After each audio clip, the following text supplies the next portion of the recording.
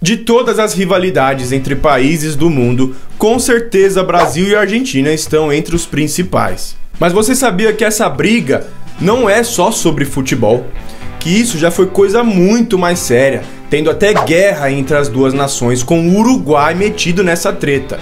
Pois é, nesse vídeo veremos como começou a rivalidade entre Brasil e Argentina e como isso foi parar no futebol, então não sai daí.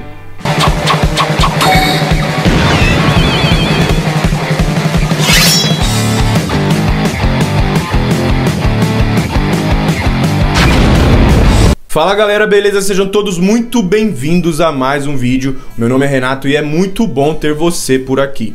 Se você pensa que a rivalidade entre Brasil e Argentina começou com o futebol, você está muito enganado.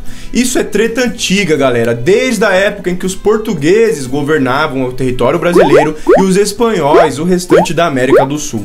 O futebol só escancarou essa rivalidade, expôs o conflito entre as duas nações. E antes da gente entender como tudo isso aconteceu, eu quero pedir para você deixar o seu like no vídeo, deixar um comentário me dizendo o que você achou e, claro, confira a sua inscrição para ver se você está inscrito, ativa o sininho para não perder os próximos vídeos e se você assiste os vídeos aqui do canal, curte o conteúdo que eu publico aqui com muito carinho e quiser apoiar o meu trabalho, torne-se um membro do canal por um valor simbólico. Você pode me ajudar a continuar aqui com o meu trabalho, trazer muitas melhorias para o canal. Mas agora se acomoda, fica confortável e bora pro vídeo. E essa história começa lá atrás, lá no século XV, a partir dos anos 1400, quando os portugueses e espanhóis, tentando contornar a África para chegar na Índia, descobrem a América e os portugueses começam a colonizar o Brasil e os espanhóis o restante da América do Sul e Central. Em 1514, os espanhóis chegam na região de um grande rio, um rio que divide hoje o que é o Uruguai e a Argentina. E quando os espanhóis começaram a explorar aquelas terras, descobriram que os índios daquela região andavam cheio de prata para todo lado. Logo, espanhóis e portugueses descobriram que a prata dos índios daquela região vinha de Potosí, uma região da Bolívia, onde é cheio, lotado de mina de prata. E a forma mais rápida de chegar, de ter acesso a essas minas é pelo rio, por esse rio, que no futuro começou a ser chamado de Rio da Prata. Só que tinha um porém.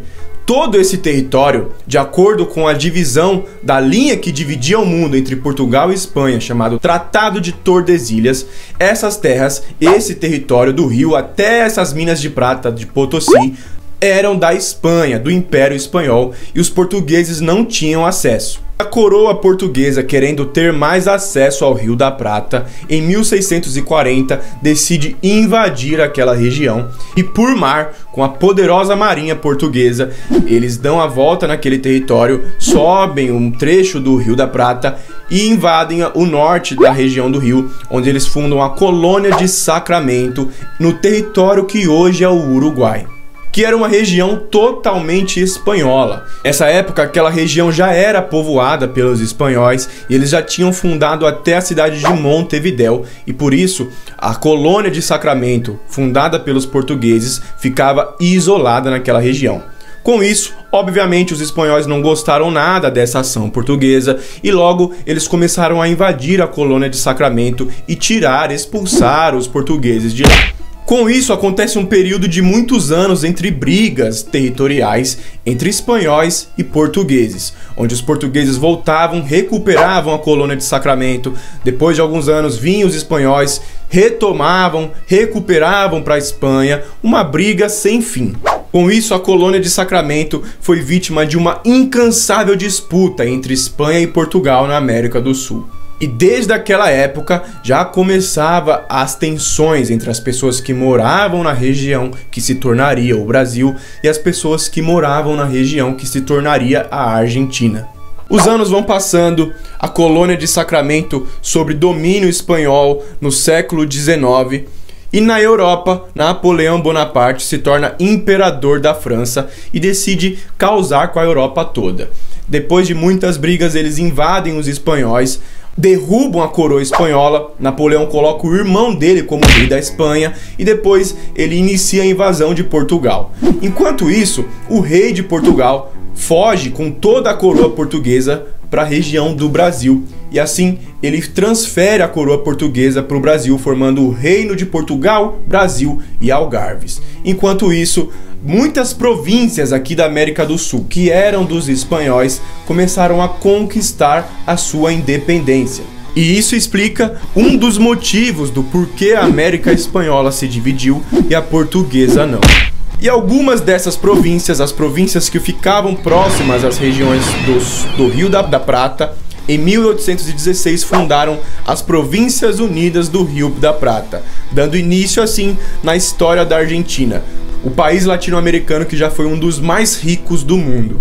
Nessa mesma época, o rei português que estava morando no seu novo reino aqui no Brasil, o rei Dom João VI, decide invadir a região do Uruguai, aquela região próxima ao Rio da Prata, para recuperar o acesso às minas de prata, para recuperar o acesso a esse rio que era muito importante para toda essa região, para todo o comércio dessa região. Eles invadem, derrotam as forças das províncias argentinas e conseguem conquistar toda essa região que hoje é o Uruguai, em 1820, que ficou com o nome de Província de Cisplatina, agora parte do Reino de Portugal, Brasil e Algarves. Enquanto Napoleão perdia a guerra lá na Europa, o rei de Portugal decide voltar, depois que isso aconteceu, decide voltar para a Europa, lá para Portugal, e o filho dele decide ficar no Brasil, e ele proclama assim a independência, apoiado ao rei de Portugal. Com isso inicia a história do Império do Brasil. Porém, o que a gente tem que entender é o seguinte: quando os espanhóis dominavam essa região que era deles, que é a região do Uruguai, eles povoaram toda aquela região, construíram cidades, construíram fortes, muitas pessoas começaram a viver por lá. E depois que o Império Brasileiro dominou a região, em 1825, um grupo de pessoas da província de Cisplatina decide se revoltar contra o domínio brasileiro. E com a ajuda das províncias argentinas, começam uma revolta nas colônias de Sacramento e em Montevidéu e por toda a região da Cisplatina. Com isso, o Império do Brasil fica nervoso e declara guerra às províncias argentinas, dando início assim na Guerra de Cisplatina entre o Império Brasileiro e as Províncias Unidas do Rio da Prata, ou a Argentina, que é assim que ela se chamava na época. Mas mesmo assim fizeram um confronto muito violento, com muitas batalhas navais e terrestres, e entre todas as guerras, revoltas e conflitos do Brasil colonial, talvez essa tenha sido a mais pesada. E depois de 3 anos de guerra, com ganhos e perdas de batalhas para os dois lados, eles decidem firmar um acordo de paz e reconhecem aquela região como um estado independente, dando início assim na história do Uruguai, o país que já foi considerado a Suíça da América. Só que após o fim dessa guerra, galera, as tensões entre as duas nações, entre as pessoas que viviam nas duas nações, aumentou e muito. Brasil e Argentina queriam conseguir o poder e a hegemonia, a soberania da América do Sul. E com isso começou uma incansável disputa diplomática com os outros países que estavam se formando. Por exemplo, Paraguai. Com quem que o Paraguai vai comercializar as riquezas do Paraguai? Com o Brasil ou com a Argentina? Com isso, a disputa por influenciar os outros países entre a Brasil e a Argentina ficou muito forte, fazendo assim com que essa rivalidade aumentasse cada vez mais. E para piorar, no início do século XX, enquanto o Brasil construía uma forte relação com os Estados Unidos, a Argentina fez uma amizade com Itália e Alemanha, países que tinham muitas pessoas que fugiam para a Argentina devido ao século XX ter sido um século de tantas guerras. Com tudo isso, o futebol surgia no mundo.